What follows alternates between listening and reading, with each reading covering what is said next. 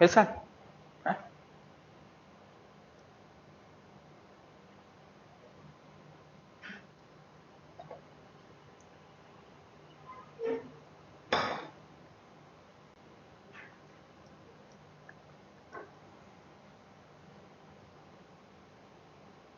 Huh? Right.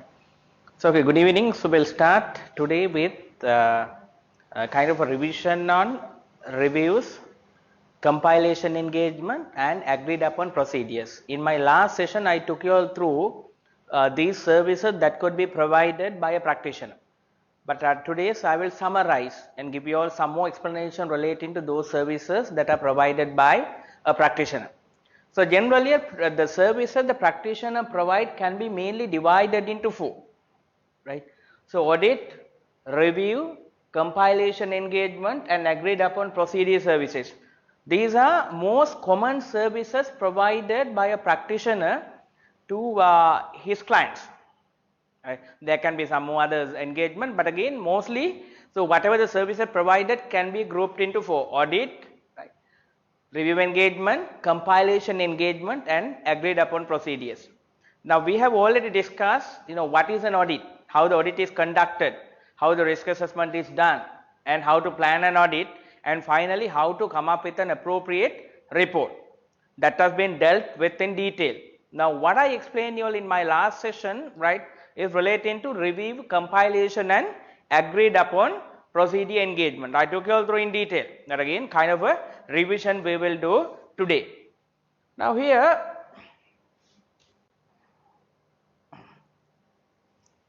the IFAC guidelines or international accounting international accountants guideline. So, goes on to say that especially whenever an engagement or an assignment is given by a client.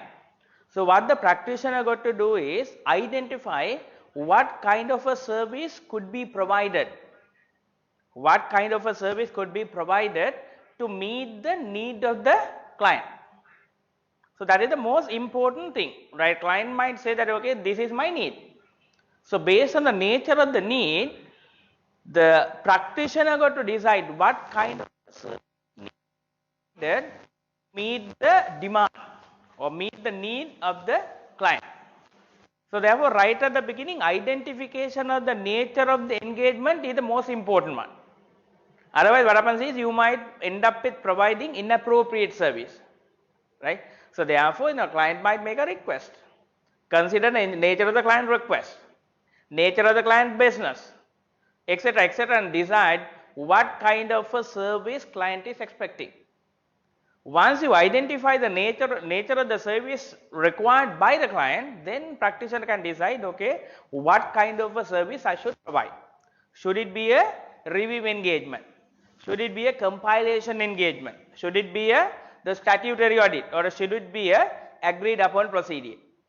Otherwise, if you are not clear of what is required by the client, you might end up with, as I earlier said, providing an service or the inappropriate service, providing an inappropriate service, providing a service which will not meet the need or the requirement of the client.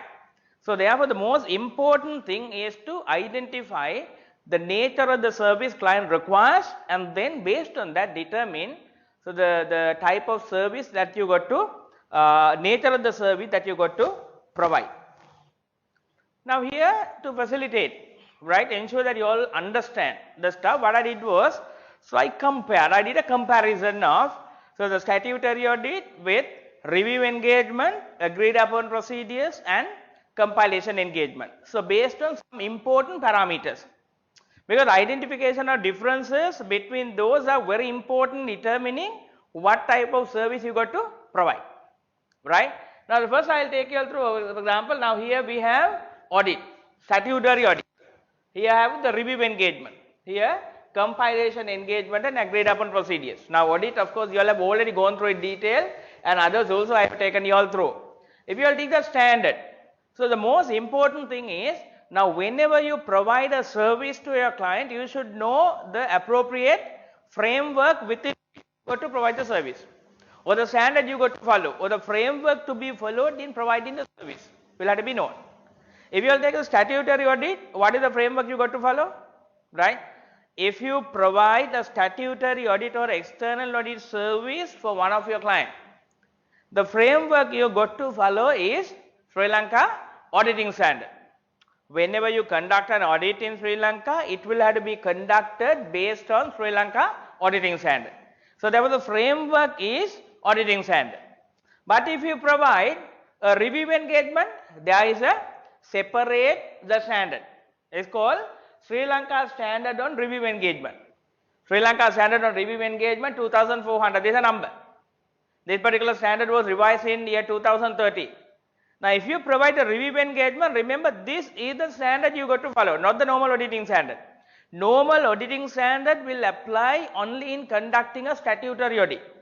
If it is a review engagement, what you got to follow is Sri Lanka standards on review engagement, separate standard, 2400, applicable for review engagement. Then the next one is compilation. So the compilation refers to preparation of financial statement. There is a separate accounting standard dealing with compilation engagement as well. That is Sri Lanka standard on related services. Sri Lanka standard on related services 4410 is the framework or the standard to be used in providing compilation engagement or a compilation service to your client. Then the final one is agreed upon procedure, right? If you provide an agreed upon procedure engagement service for your client, the framework you got to follow is Sri Lanka standard on related services 4400. So therefore now if I am providing a service, being a practitioner, I should know what is the framework within which I got to work. Statutory audit, auditing standard. Review engagement, Sri Lanka standard on review engagement 2400, right? Compilation standard, separate standard, right? The agreed upon procedure, separate standard. Now all these standards will detail out, basically acceptance, planning, executing and reporting of the particular engagement will be covered. Like in the normal auditing standard, if you will take the review engagement, the standard and the compilation engagement standard and the agreed upon procedure standard, they all will cover all these four aspects. Taken, acceptance, right, and then planning, right, and then executing and finally reporting will be covered. So therefore when you go through these, will give you all in detail, how to conduct a review engagement, right, how to conduct a compilation engagement and agreed upon procedure engagement. So therefore it's very important you should know the framework. These are the framework to be used in conducting those assignments. Then if you take, right,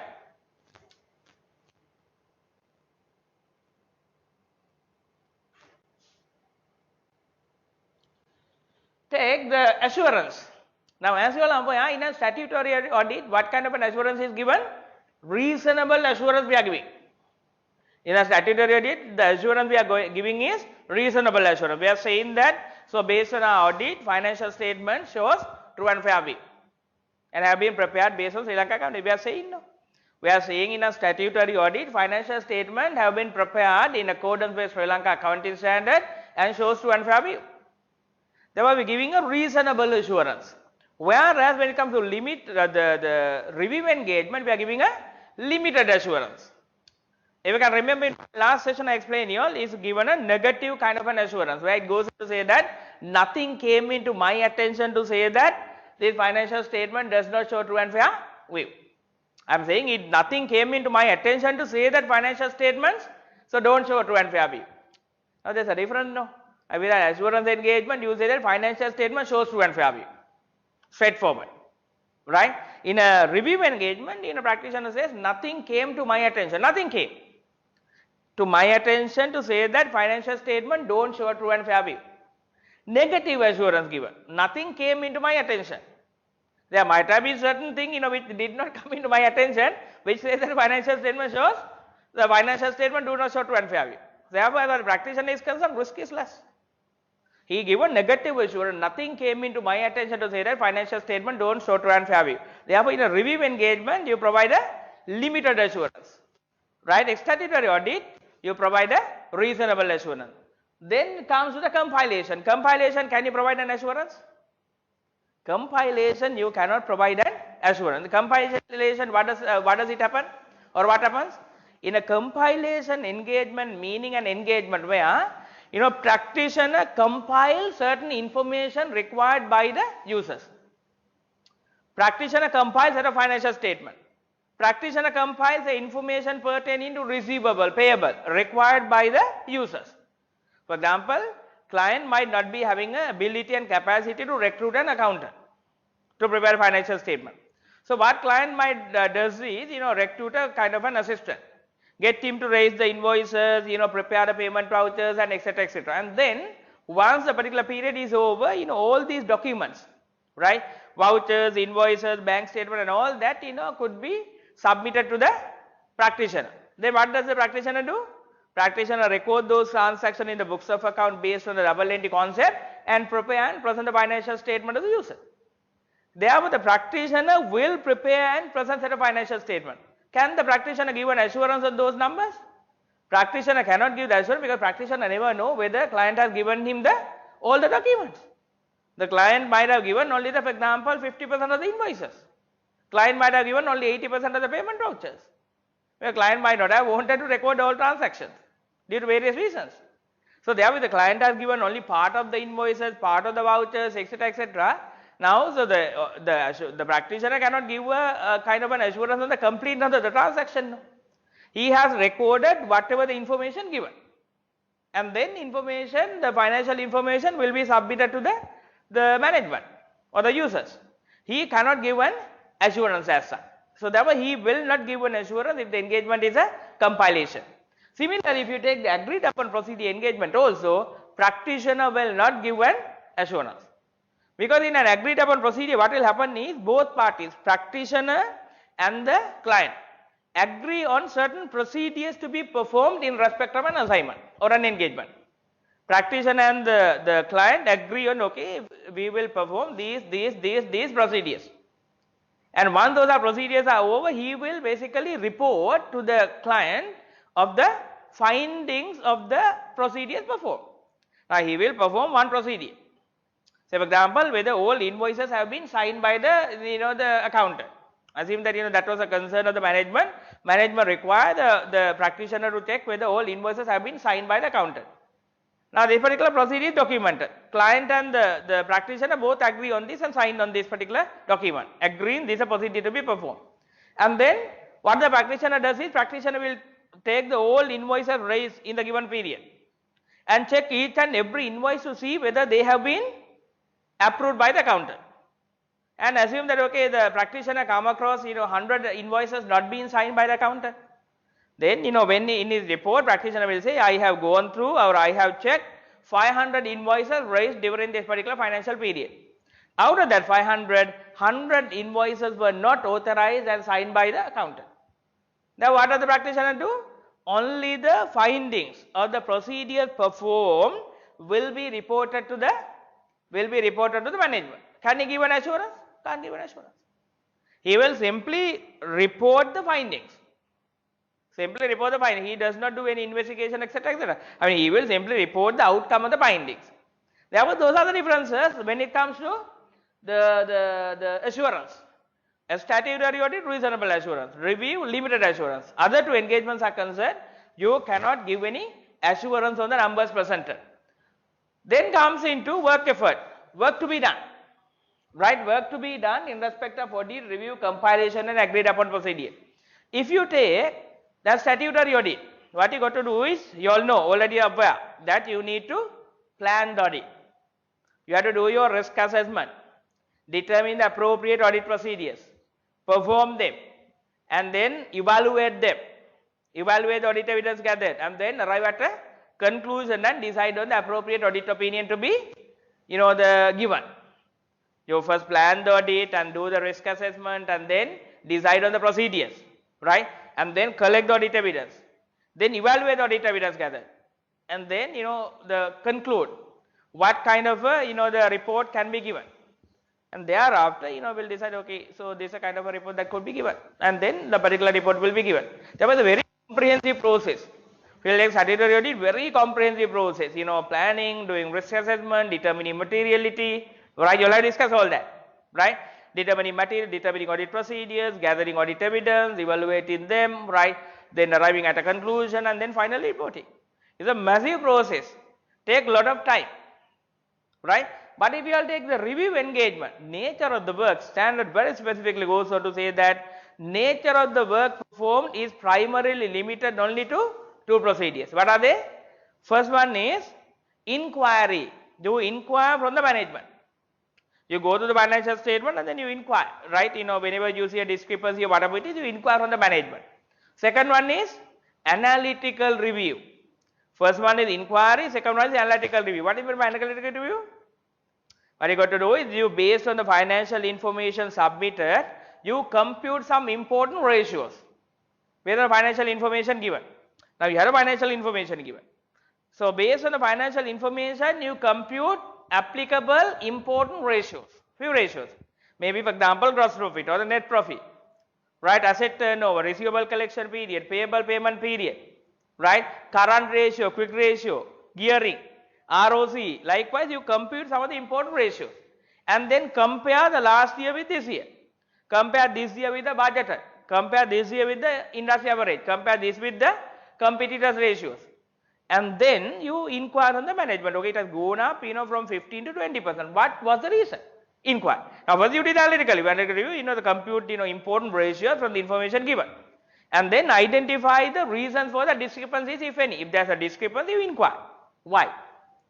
Right? And the management might come up with an appropriate explanation. If the explanation is acceptable, that's it. If the explanation is not acceptable, if you say that, okay, it's not acceptable. So therefore, as far as the review engagements are concerned, work is primarily limited only to two. What are they? Analytical review and inquiries. Analytical review is computation of important ratios and doing investigation. Right? So then the inquiry, you inquire. How did this happen? How was it happen? Or how does it happen? You inquire on the management. Therefore, the work is primarily limited only to two procedures. But statutory audit, hell of a lot of procedures, depending on the item and the financial statement assertion applicable. Now here, only two procedures, right? So therefore, in terms of the time taken and the cost is concerned, the review engagement is cost and time far less than the cost and time, right? Far less. Then if you take, right? If you take the compilation engagement, compilation and the agreed upon procedure, in the compilation what happens is, you record the transaction and prepare and present the financial statement or other financial information. So what you do is you record the transaction and compile or produce the financial information required by the client. So therefore, there's no expertise generally required, just simply record, right? Simply record and then compile and give it to the management. Therefore, generally the work involved is fairly less. Then in an agreed upon procedure, what do? What you do is you gather the audit evidence to support the factual findings. You found certainly the information. No? Now you went through some of the invoices and realized that 500 out of 500 invoices raised during the particular period, 100 invoices were not approved by the accountant. Therefore, in agreed upon procedure, what you got to do is collect the evidence to support the factual findings. You check the invoices. Why do you check the invoices? To check whether the accountant has approved it. If the accountant has not approved, gather that information. Now the work involved basically collecting the evidence to support the factual findings identified in the engagement. So therefore those are the generally the types of work effort. Then report. If you will take this one, the statutory audit, you come up with a positive opinion. You come up with an opinion to say that, okay, financial statement, whether financial statement shows true and fair view or whether the financial statement does not show true and fair view. So likewise, you come up with an appropriate opinion, right? Whereas, so when it comes to, the review engagement, you will arrive at a conclusion. You will arrive at a conclusion as to whether the financial statement, you came across something to say that financial statement does not show true and fair view. You arrive at a conclusion, negative assurance.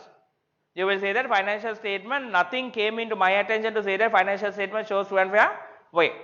And then as far as these were concerned, if it is compilation, you say that, okay, these financials have been prepared based on the information provided by you, right? And agreed upon procedure, you basically report, right? What was found? One very important thing what you got to remember is, in an agreed upon procedure, right, usage of your report, right? Usage of your report is restricted to or limited to the person to whom it was prepared. If I are prepared for X, the usage of this report is limited only to X. So nobody else should be given this particular report. Nobody else should take any decision based on this report. So there, when an agreed upon procedure, this is what will happen, right? You simply, the report on the factual findings or the findings that you found in your review, right? But the usage is restricted to the person to whom it was prepared, right? So therefore, those are basically the 4 types of services that you could provide, right? And the most important aspect, when you differentiate among those 4 types of engagement: statutory audit, or a review, or a compilation, and agreed upon procedure. 4 main parameters, right? And under 4 main parameters I discussed, because we should know what are the framework, or what is the framework, right? What kind of an assurance you are giving, what kind of work effort you got to do, and finally what kind of a report is being provided, right? Are the ones that I just explained you all, just to ensure that the recap, so what we discussed in our last session, right? So any question from you all, right?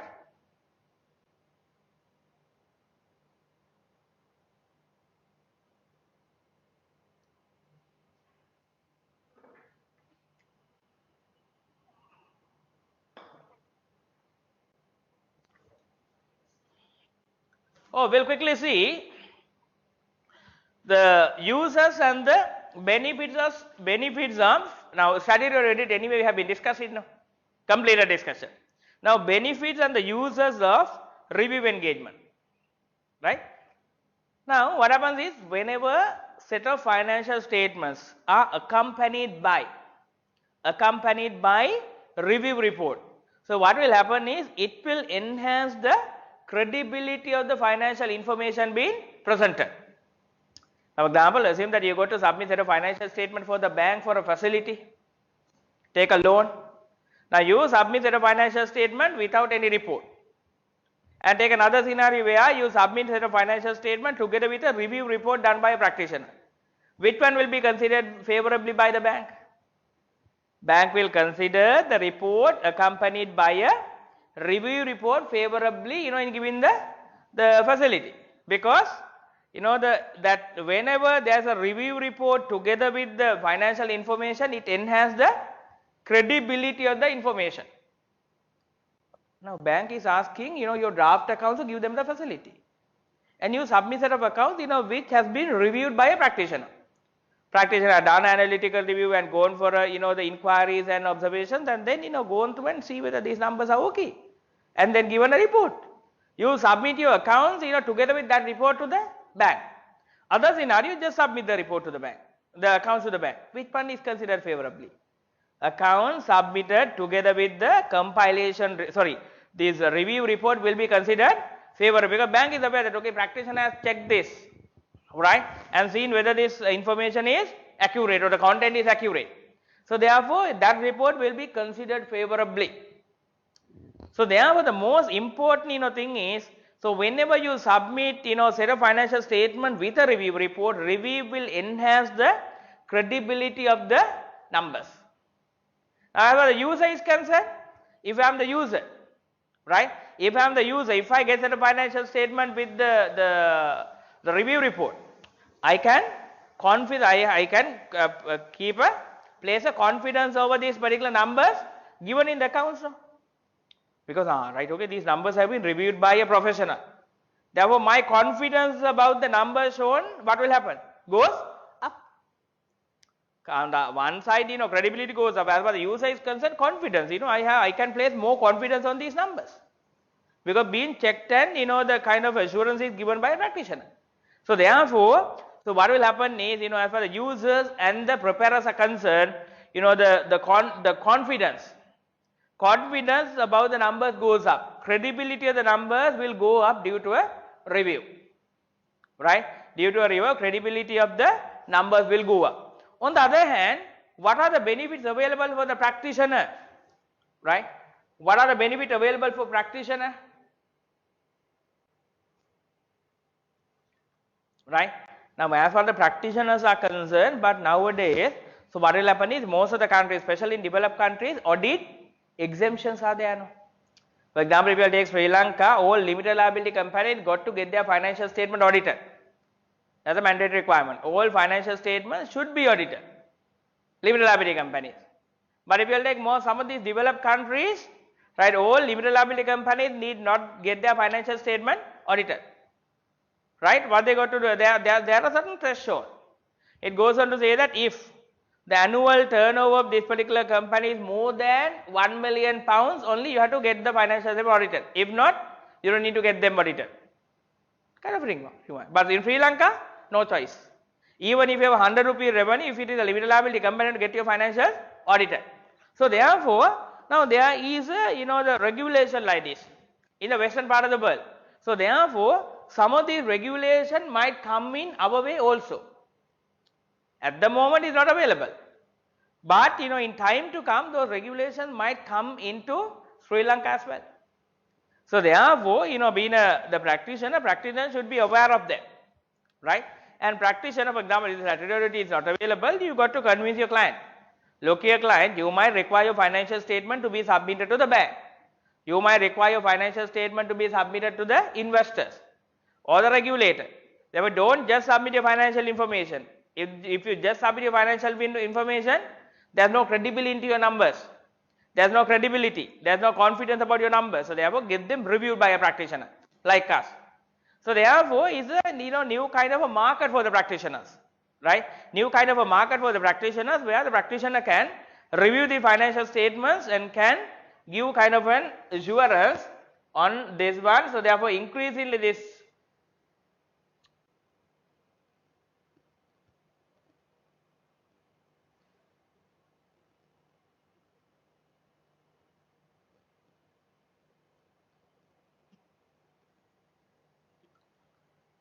right, increasingly using. So now we'll see now what are the circumstances where the review engagement can be provided or review services can be provided by a practitioner.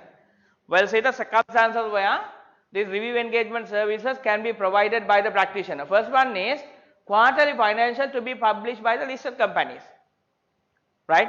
Now as far as the listed companies are concerned, there's a mandatory requirement. What is the requirement? You got to publish your quarterly financial statement, no choice, right? Now the public company, what the audit committee? Audit committee is basically responsible, to review and approve the financial statement, just to see whether they are in order. So what audit committee can do is, so instead of just publishing the draft financial statement prepared by the management, what the audit committee can do is, audit committee can convince the client, right? Okay, get this financial statement reviewed. Get the financial statement reviewed by a practitioner and then publish. Now, as the audit committee and management is concerned, they are much more comfortable if the financial statement to be published are reviewed by a practitioner. Comfortable for them, no? Otherwise, what you just publish is, simply the financial statement prepared by the management might contain, certain errors and omissions, right? To avoid that, what audit committee can do is, okay, get a practitioner to review the accounts and then publish them. So therefore, there is a massive, benefit for the audit committee and the management. Therefore, another opportunity available for the practitioners. The convince the client, okay, look here client, get this financial statement reviewed by a practitioner and then publish this financial information. Then the next one is solvency test, right? So believe that you are familiar with this, where whenever a limited liability company declare a dividend, you have to get a solvency test done. You have to get a test done. The Companies Act stipulate how to do that. Companies Act goes on to say that whenever you declare a dividend, you have to get a solvency test done. Get a solvency test done. So now solvency is done based on the financial statements. Companies Act says, okay, how to do that? Now for you to do, you need to have the latest financial information. So for example, if you do your solvency test in April or May, you can do your solvency test based on 31st March accounts. But if you do your solvency in October or November, you cannot do it based on 31st March account because that account is outdated. After 31st March, 5-6 months have already gone. Therefore, right? So what you can do is, you can insist the management to prepare the financial statements up to 31st, say the October or a 30th September, and then do the solvency based on the 30th September reviewed accounts. You prepare a financial statement of 30th September or 31st October and get the practitioner to review that and then publish. So therefore, one other area where the review engagement services can be provided is solvency test. Whenever you do a solvency test, you got to get this particular service done. Then interim financial statement will be submitted for banks and lending organizations. As I earlier said, so the banks or the financial institutions might require the business organization to submit the audited accounts, right? In certain cases, in certain other cases, okay, draft financial statement to renew the facility, right? So whenever a management require, the financial to be submitted, right? For a review, financial statement to be submitted for a extension of the facilities. Renew the facilities, what the practitioner can do is, okay, so practitioner can always convince the client, look here client, don't just give the financial statement, get me to review them. And then I'll issue a report. When you submit your financials to the bank, together with the review report, so it will be considered more favorably, right? It will be considered more favorably than, just submitting financial information, right? So therefore, now these are some of the circumstances where the practitioner can provide review engagement services for a client, right? First one, for example, quarterly financials published by the listed company, solvency test, interim financial statement of association before equity accounting purposes, right? Are some of the common instances of where these services are provided, right? Services are provided by the practitioner. This service is provided by the practitioner to his clients.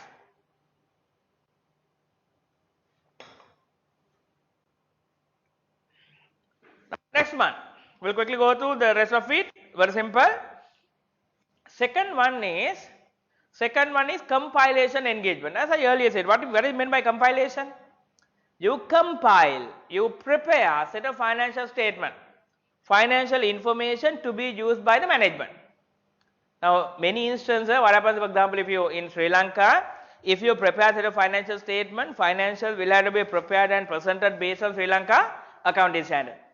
But some of these business organizations might not be able to recruit a competent chartered accountant or a competent accountant who is knowledgeable about the accounting standard to prepare and present the financial statement. He might not be able to, the prepare and present the financial statements unless he is very competent about the accounting standard, right? So therefore, what happens is most of the, especially the small and medium sized entities, so they might not have recruited a competent accountant to prepare the financial statements. They might not be having the financial strength of, the recruiting a competent accountant.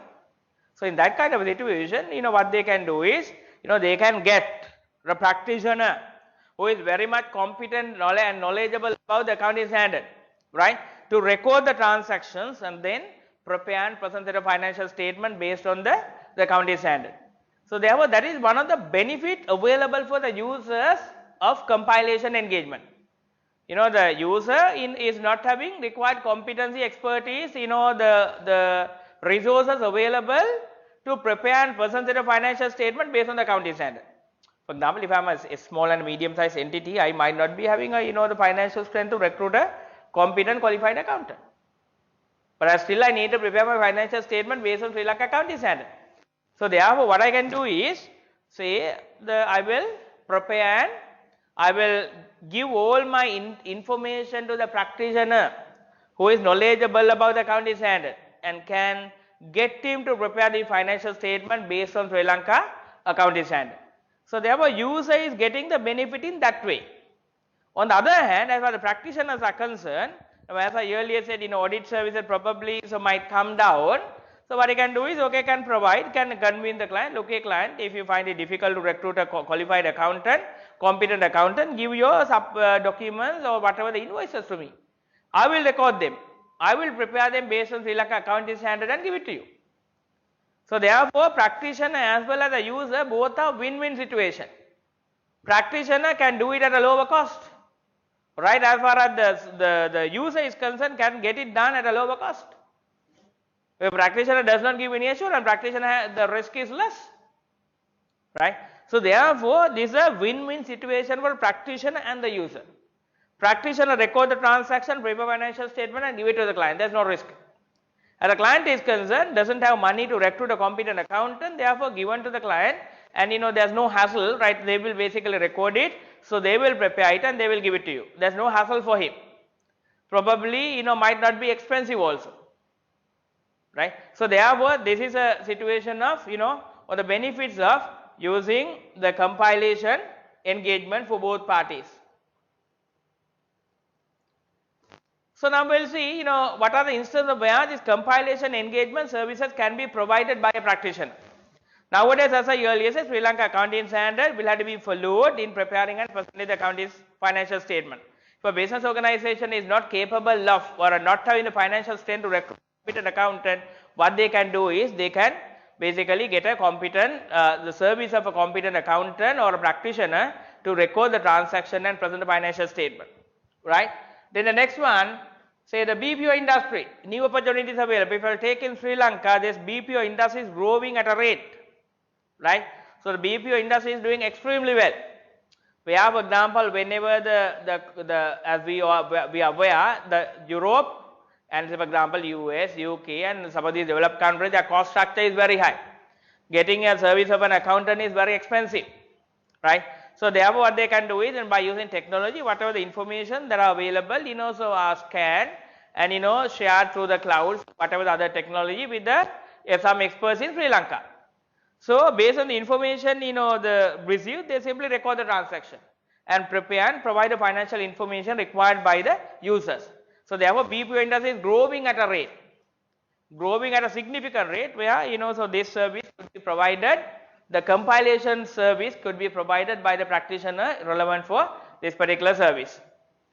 So then we'll be moving into the next one, agreed upon procedure engagement, right? Agreed upon procedure engagement where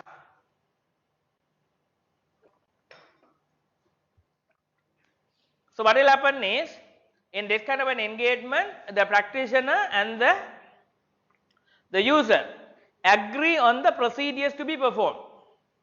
Agree on the procedures to be performed. Practitioner and the user, both parties agree on the procedures to be performed, and thereafter what it does is, provide the procedures agreed only, not anything else. Provide the procedures agreed, and thereafter, whatever the issues that came across while performing the procedures will be reported to the management. So therefore the most important side of the story here is practitioner and the user agree on the procedures, perform them and then report the findings, right? So is what will happen, as I earlier told you all, in agreed upon procedure engagement, and you provide report on the factual findings. No, you are not giving any assurance, right? You are not giving any assurance, and you simply report factual findings. Now these are the instances of where, so these the agreed upon procedure engagement could be provided by a practitioner. One is due diligence studies. Whenever you are going to acquire an entity, you provide a due diligence assignment, due diligence engagement, due diligence, right?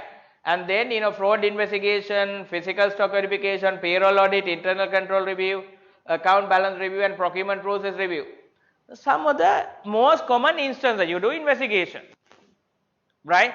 And the due diligence study, physical stock verification, right? Fixed asset verification, internal control review. So the client and the practitioner agreed, okay, these are the procedures.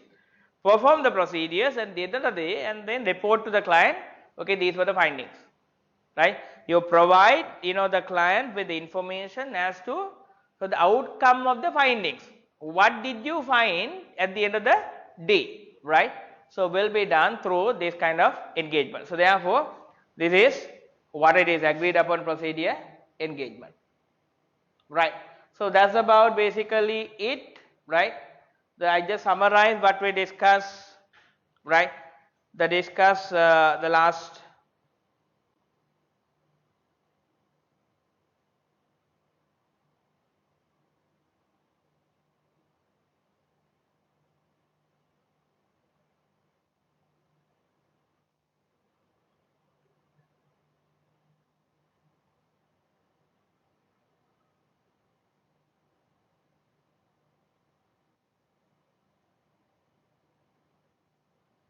So we'll take a small break and then we'll start.